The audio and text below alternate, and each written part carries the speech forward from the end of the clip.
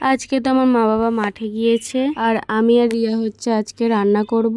আর পাকাতে তো রান্না করতে হবে। এই যে সবকিছু আনাজ টানাজ কোটা হয়ে গেছে আমার, এখন তেল নেই, তেল আনতে যাচ্ছি বাড়ি থেকে। আর রাস্তায় মানে উঠোনেতে এত রোদ পড়েছে বলার মতো নয়। তারপরে দেখো দরজার সামনে মিনি বসে আছে। তারপর রিয়া তেল আনতে, রিয়া তেলটা ঢেলে দিল। আমি এবার রান্না করব। তো টাটা, এবার রান্না করে আর দেখা হবে তোমাদের সাথে। দেখো গাইজ, রান্না করতে করতে আমার মুখটা দেখো একদম ঘামে পুরো একদম ভিজে গেছে। অনেক যুদ্ধ করার পর রান্নাটা হলো ঢেঁড়স চচ্চড়ি আর মাছের ঝোল। তারপরে তো রিয়া ম্যাও পেন নিয়ে এসেছিল, ম্যাও পেন করছিলাম বসে বসে দুপুরবেলা। আর এই পেনটার তো প্রচুর কাজ বলার মতো নয়। এই ম্যাও পেনটার হচ্ছে মোট 5 রকম কাজ। তোমাদের যদি আরেকবার আনে আমি তোমাদের দেখাবো কোনে। আর দেখো দুপুরের দিকে বাবারা বললো যে ধান নিয়ে আসবো, ধানের বোঝা তুলে দিবি চ। আর এই হচ্ছে আমাদের ধানের বোঝা। দেখো সবে অল্প ধান তোলা হয়েছে, এখনো তোলা হয়নি। এই হচ্ছে আমাদের স্কুল মাঠ। এখানে ধান তো এখনো তোলা হয়নি, আরো অন্য মাঠে কি করে তুলবো সেটাই। তারপরে বিকেলের দিকে দেখো আকাশটা এত কালো করে এসেছে বলার মতো নয়।